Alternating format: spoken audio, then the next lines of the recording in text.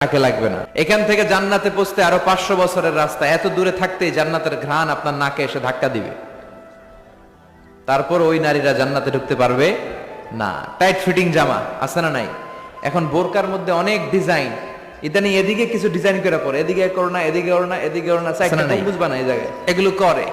তো এগুলো করলে তার পর্দার চেয়ে তার সৌন্দর্যের প্রকাশ আরো বেশি হয়ে যায়।